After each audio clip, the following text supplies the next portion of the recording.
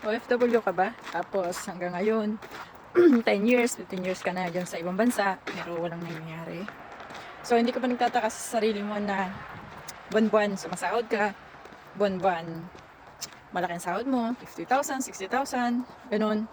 Pero at the end of the day, pagkatapos ng isang buwan, hihintayin mo na naman yung sunod na sahod, di ba? Pagkasahod natin, halos kalahati agad ng ating sahod na padala natin sa Pilipinas. Minsan pa nga straight ng sahod natin na padala natin sa Pilipinas. Pero nakakalimutan natin na mag-ipon. Nakakalimutan natin na mag-save para sa sarili natin kasi OFW nga tayo. So, para sa atin, parang napakadalang ng mga OFW na talagang nag-iipon, na talagang nagsisave para sa future. So, ito lang masasabi ko sa inyo, no? Kung sa bagay na ngayon nakikinig kayo sa akin, wala kayong nabago sa sarili nyo. 5 years na kayo dito sa ibang bansa, tapos wala kayong nabago. So, isipin nyo, from the last 5 years, wala kasi kayong binago doon sa the way of living ninyo. Ibig sabihin, kung pagdating mo pa lang, halimbawa sa Taiwan ka nagpunta, pagdating mo pa lang ng Taiwan, nag-ipon ka, 100, 200, tapos umuwi ka ng Pinas, bumili ka ng maliit na lupa. So siguro after 5 years yung maliit na lupa na yun, baka sa susunod mong pag-abroad, napatayuan mo na siya ng maliit na bahay, or ng maliit na pagkakakitaan, or di kaya naman maliit na tindahan. So possible na may nabago after 5 years. Pero kung ngayon 5 years ka na sa ibang bansa, tapos nakikinig ka sa akin ngayon, tanungin mo yung sarili mo kung meron ka bang babaguhin ngayon para after 5 years, makita mo yung outcome ng binago mo. Diba? Guys, ganyan kasi tayo mga OFW eh. Padala kasi tayo ng padala sa atin, tapos nakakalimutan natin na mag-iwan para sa sarili natin. Pero itanong naman natin sa sarili natin kung paano ba tayo pagtanda natin. Ako, sasabihin ko sa inyo guys 3 years ako sa Taiwan. 3 years ako sa Japan at magpo 4 years ako dito sa Czech Republic. Pero alam nyo, sasabihin ko sa inyo, nagsimula ako sa ganito. Nagsimula ako na makaisip ng mga ganitong bagay. Alam nyo, 4 years ago lang. Ibig sabihin, 6 years span ng buhay ko na nasa ibang bansa ako.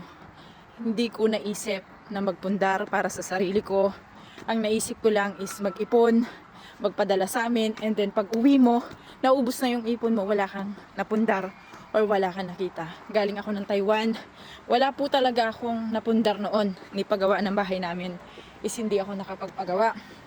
Actually, ang nadala ko lang nun pa uwi galing sa Taiwan nun is nasa 170,000. Ginamit ko pa po siya para sa pag-aaral ko doon sa Japanese language.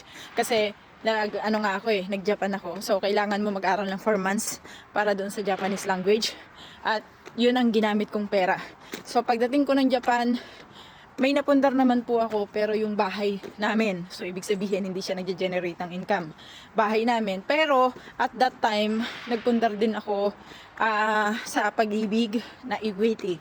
Ito po ay through equity. 2017 ako nagkuha ng isang bahay lang naman. Para sa akin is, para lang may matawag akong sa akin. So, equity lang ako. Tapos, na-turnover sa akin ng 2019 yung bahay.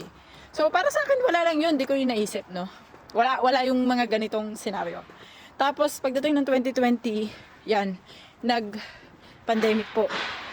So, meron akong pera sa bangko ko. At the same time, nagbabayad din ako sa bahay na kinuha ko sa pag-ibig.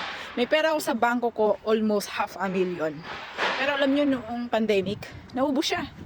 Ubos talaga, as in sa ed.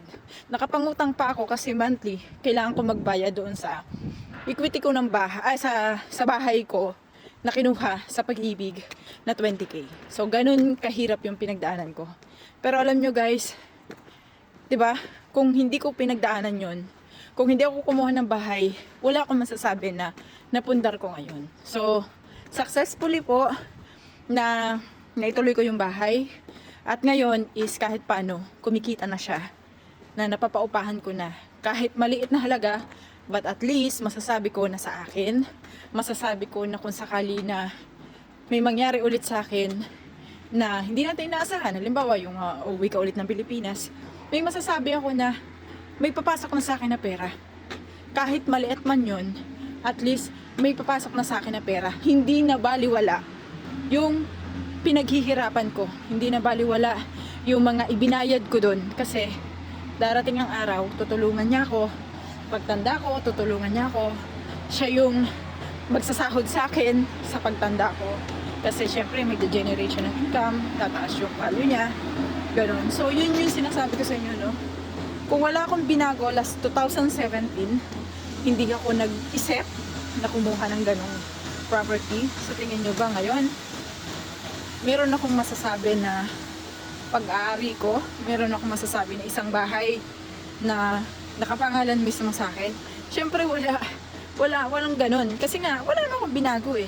Pero dahil may binago ko, pero dahil nilaksan ko yung loob ko na kumuha ng bahay noong 2017, na-turnover siya ng 2019, nagdaan siya sa maraming pagsubok, nag-pandemic, nakabalik ako ng ibang bansa is 2022 na, gaano karami yung naano ko nun. Diba? Kung tutusin. Tuloy din. Diba? Kung tutusin. So, kung isipin mo guys, alam nyo, kung isipin natin yung hirap na pagdadaanan natin, hindi talaga tayo makakapundar. Wala talaga. Kasi ang pagpundar ng isang property, yan ay sa pag-ibig man, or kahit yung bili mo dyan sa bahay mo, bumili ka ng lupa, lakasan ng loob.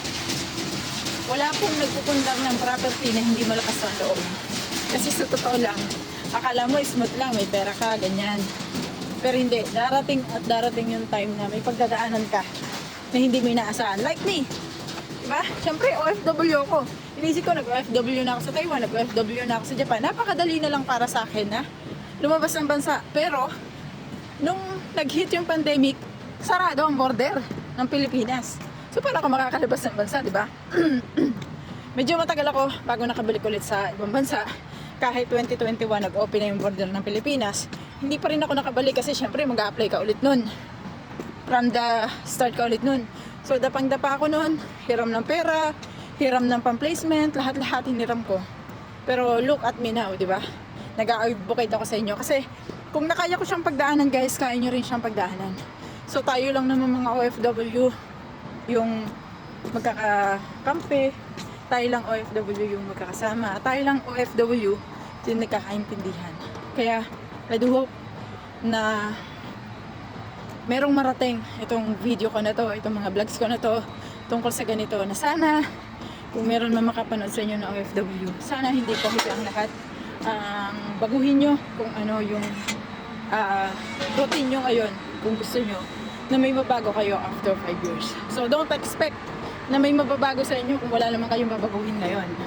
Don't expect na magbibuild na lang basta yung isang bahay, magkaka-property na lang kayo basta, natutubo na lang basta. So kailangan ngayon pa lang isipin nyo na hindi kayo makakapag-build kung wala kayong babaguhin. Anyway, thank you.